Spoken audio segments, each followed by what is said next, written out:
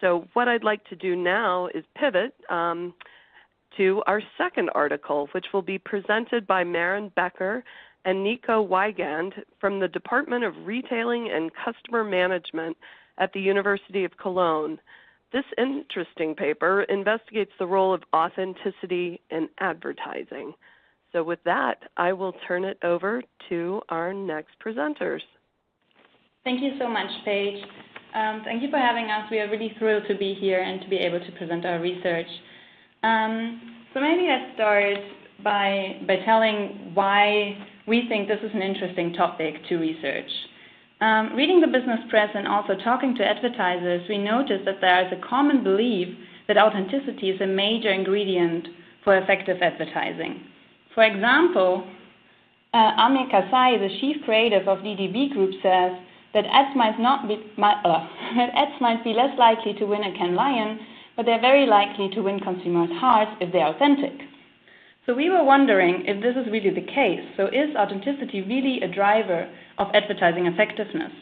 Also, we noticed that everyone uses authenticity in a very different context. So some talk about how the spokesperson is trustworthy, others talk about how realistic is the story, and others talk about how the brand was represented in the ad. So there seems to be that there are different aspects or dimensions of an advertising execution that may render an ad authentic. So based on these issues, we were asking ourselves the following questions. So first, we wanted to know what are the different dimensions, if there are any, of authenticity in advertising. Second, we wanted to know if these dimensions in fact influence advertising effectiveness, and if so, are there differences between the different types of brands or product categories, or the same for all kinds of brands? So regarding the first question, so what comprises authenticity in advertising, we took to several sources. So we looked at related literature in authenticity in general and not in the advertising literature. We interviewed several brand managers actually and talked to them and asked what they believe authenticity is comprised of. And we also did 2 consumer surveys on that issue.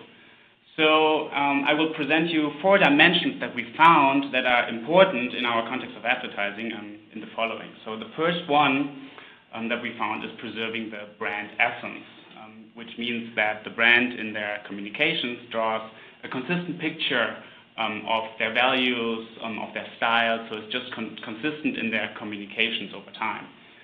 For example, you see one yogurt brand from our sample here, which is Activia, and this brand usually communicates in a way based or positioned on health issues. It says that eating their yogurt improves bowel movement, and they also communicate always in the same way with regard to style. So this green color that you see here is something that's very typical of their communication.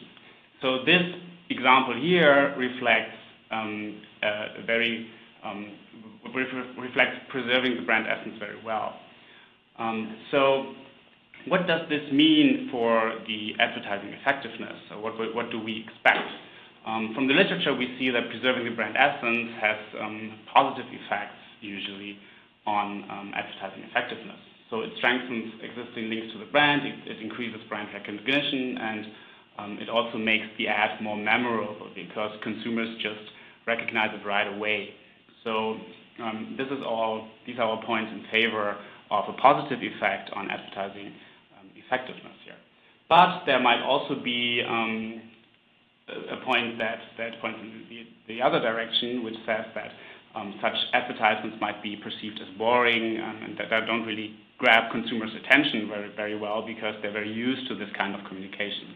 But overall, the positive side is a little stronger in the literature at least, so we expect in the quantitative analysis that preserving the brand essence should have a positive effect on advertising effectiveness. So the second dimension we find from our analysis is honoring the brand heritage. So sometimes in advertising, brands refer to their tradition, to their history. Maybe they use a spokesperson, which is also the founder of the company. So there's different ways to do this. You see different examples here. One is the example by the BMW 2 Series, and this advertisement features the very first version of this automobile, and also the latest version here. So this reflects that BMW is really good at doing this. They've been doing this for a long time, and the 2 Series has quite a tradition. So what does this mean for advertising effectiveness?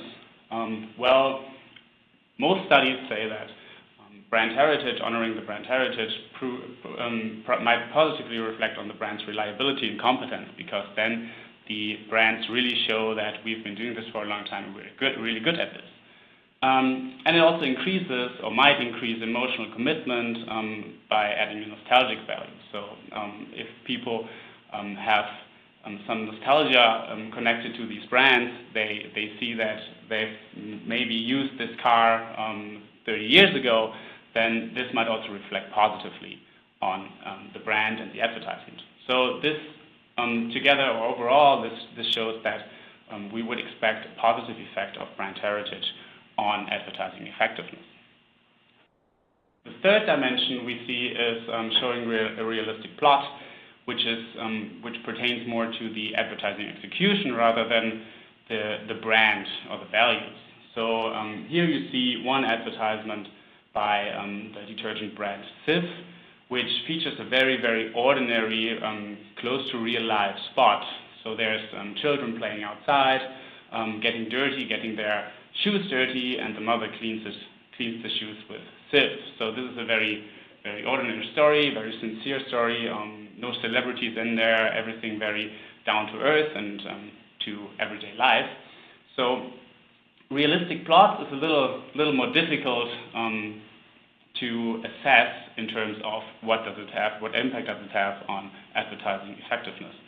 So on the positive side, it could make consumers easily identify and interpret the product brand benefits, because it's something that they can really relate to very well, and evoke feelings of sympathy and empathy. But on the other hand, just seeing such an ordinary spot might be really boring for them again, just as in the case of preserving the brand essence, and thus they might be less inclined to memorize and remember this spot that they just saw. So overall, it's difficult to say here, because there are pros and cons, and so we were not really sure up front which effect will be shown in the data. Finally, there's the last dimension that we find, that is presenting a credible ad message. And there's usually one main message that an ad tries to convey. You see here different examples. The example of the shampoo brand Gliscor is one that shampoo brands really like to use, because they try to exaggerate a little bit. In this case, it says that you get your damaged hair is repaired up to 90% in just 1 week. I mean, that is something that you can't really measure very well. It is exaggerated though, and as a consumer, I would ask myself, will that really be true if I use this shampoo? On the other hand, we have Palmolive, which just claims very, very simply that their soap just improves hygiene and care for your hands. So this is an example for a very credible message in this case. Overall, we would expect credible message to have a positive effect on advertising effectiveness, because it strengthens consumers' trust and the emotional commitment, and also credible messages should be more relevant to consumers, and consumers might see puffery or vague language as taking them for fools by the advertisement. Yeah, so now, in order to investigate the impact of these 4 different dimensions on advertising effectiveness, we received weekly sales and the corresponding advertising spending and creations from the Nielsen company. We got this data for 6 categories, 6 FMCG categories, including shampoo or household detergents, 67 brands, and 300 for the TV advertisings. So now this helps us to kind of get to know the advertising effectiveness. However, in order to quantify the content, we employed 7 consumer experts that watched all 340 advertisings, and then they coded them, or the ads, on the 4 authenticity dimensions and other control variables, such as how emotional or informational is the ad. So having done this, we can now analyze the data, and these are our results. First, we see that the effect of authenticity, we see that, preserving the brand essence actually has an effect on advertising effectiveness. So preserving the brand essence increases the effect, and the reason for this should be that it really kind of reinforces the brand image that consumers have. This is especially the case for small brands, which might not have yet established a brand image. So the brand manager really has to make sure that when talking to the ad agency, that they kind of let the agency know what is their standards, what is their values, what are the different colors they use, etc. And it's really the responsibility of the brand managers to do so. And this should not be, so creativity should not be at the expense of the brand essence. Next, we find that heritage only works for small brands. So for small brands, heritage positively influences advertising effectiveness. However, for large brands, we don't see this effect. It might be that for large brands like Snickers or Gillette, it seems somehow artificial and silly, and consumers just simply don't buy into that claim. Whereas for smaller brands, they might think, oh yeah, it could be likely. So managers really have to think about what kind of brand they are and how big they are, and do consumers actually buy into that claim.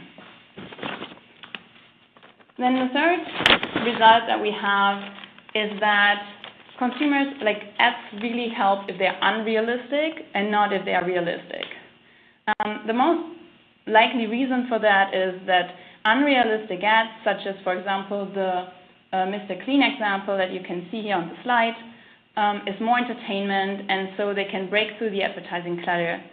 So marketing managers have to encourage agencies to be more creative and maybe even include some absurd elements, because breaking through the ad clutter is really what's important here. And then the fourth finding is that in fact, that actually advertising, that credibility does not necessarily help. So it really depends on the brand if your advertising should be credible. For utilitarian brands, such as brands that you buy to solve a problem, such as household detergents or shampoo, we can see that managers should stick to the truth, whereas for hedonic brands, such as chocolate bars or cosmetic, that consumers buy for fun or pleasure, you can actually exaggerate a bit, or puffery might not be such a bad thing. The reason for this could be that for utilitarian brands, consumers really focus on objective information because they need to know that this project can actually solve their problem, whereas for hedonic brands, there are more subjective claims, and also it's more abstract. The claim can be more abstract, whereas you can see here in the example as well, open happiness is more an abstract claim, and it's also very exaggerated for this very hedonic brand Coca-Cola, whereas Plantur 39, which is a shampoo, kind of very clearly states what they are doing and are very true, and very concrete in the same time. So here again, brands have to think, or brand managers have to think, what kind of brand are they, and do you have to stick to the truth, or can you exaggerate and play a little bit with it? Especially since for hedonic brands, for example, consumers often like the vague claims, and they kind of want to believe the claims even, or how the founder of Revlon put it, in the factory we make cosmetic, in the store we sell hope. And that concludes our presentation. Great. Thank you, Maren and Nico. This is really interesting, especially the effects for hedonic versus utilitarian. I'd like to invite our participants to submit questions for these authors. Again, if you want to ask a question, you can type the question into the Q&A tab in the audio box on the left. And here is one. Pretty interesting question. How did you guys come up with this idea? Thank you for the question. That is interesting. So basically, we were interested in advertising beforehand, and our co-author, Werner Reinartz, he did some advertising work before, so that we were invited to the Effie Awards. And during the Effie Awards, the practitioners always mentioned, oh yeah, this is authentic, and this is good because it's an authentic ad. And so we were kind of thinking about this, and then we were reading the press and trying to, and we saw that this re-emerged all the time, that everybody puts authenticity as one of the key ingredients of advertising effectiveness. And another question following on that one, what surprised you the most in the data? Well, definitely the finding about the credibility, because we really thought that ads have to be credible, but that, for example, hedonic brands can be, they can exaggerate and use puffery. That makes sense because they often do it and they have a lot of success with it, but we didn't think that this would happen, so we were kind of surprised about this finding at first. And then we talked to more and more managers, and it kind of made sense. Yeah, but I think that's an interesting finding, and I think many managers may be afraid to use exaggeration or puffery, and we really tell them, well, you can, and you should. Same with the realistic plots. Right. It's interesting that to be authentic, you don't have to be realistic and you don't have to be perfectly credible, but you can still maintain the brand essence. Exactly. So yeah, it shouldn't be on the expense of the brand essence. But yeah, if you keep the brand essence, then you can be unrealistic, and sometimes you can even exaggerate. So the different dimensions really work differently, and that also shows that marketing managers, they have to be very precise on what dimension of authenticity they talk to when they speak with their ad agencies. Right, because you could just end up with a more boring ad that's not as effective otherwise. Exactly. So the understanding really differs between the ad agencies and the managers, and they really have to specify what dimension they're talking about. Great, thank you. Another question. Can you quantify the impact on sales? If the managers change their ads accordingly, what would that mean in terms of brand sales, and how soon would you see those effects? I can take this, Maren, if you want. So yeah, we did some simulations actually on improving authenticity dimensions. I mean, it does depend on the dimension, obviously, what the real sales impact is. Well, based on our data, we used the ads that we had and the mean values of these 4 dimensions as a starting point. And then we thought, okay, how can we improve these advertisements on these 4 dimensions? And what we see is, well, overall, on average, the improvement is substantial. So it's between 1.5 and 3% actually, depending on the authenticity dimension.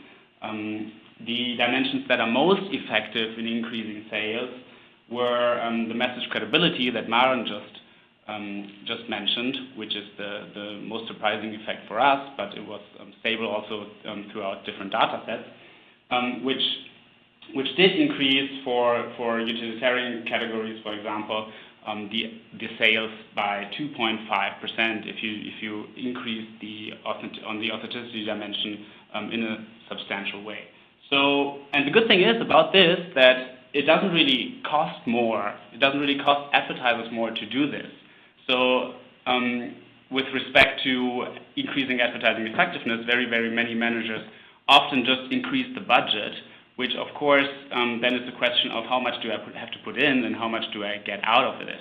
But here, increasing on the authenticity dimensions is just a question of talking to the agency and designing your ad in a different way. So this, I think, is a very good good message for advertisers. Right, and it's impressive that you can get that quantification by dimension. So thank you for addressing that question. Do I see any more questions for participants? Please feel free to send some in.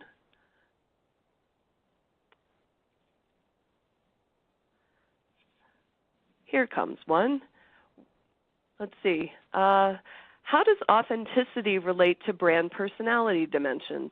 For instance, as the dimension of sincerity is the dimension of sincerity, more positively related to authenticity, but exciting brand may be less related to authenticity. That's interesting. Well, do I understand that's right, that it's about how much of the authenticity dimension comes, or of the overall authenticity comes from the different dimensions? Let's see. I think the question is fundamentally, how does authenticity relate to the different dimensions of brand personality? Did you all look at that? Thank you for the question, Paige. No, we did not look at it, but it's an interesting question. And so basically, one would maybe think that for sincere brands, brand essence is more important than for exciting brands, for example, where, for example, the unrealistic plot would be more important. That could be a moderator, I think. Unfortunately, we didn't look at it yet, but it's an interesting question.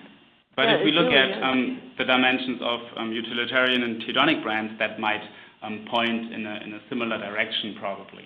So you have an exciting brand that might be more inclined to use puffery and a little bit of exaggeration. So I can imagine, even though we didn't look at this, that the effects could point in the same or in similar directions as the effects of hedonic versus utilitarian brands.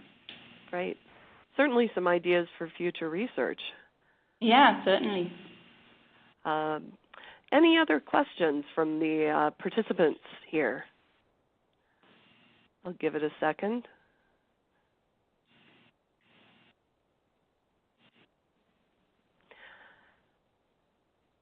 Well, seeing none at this point, I think it's time to thank these authors. Thank you, Maren and Nico, for presenting this really interesting research.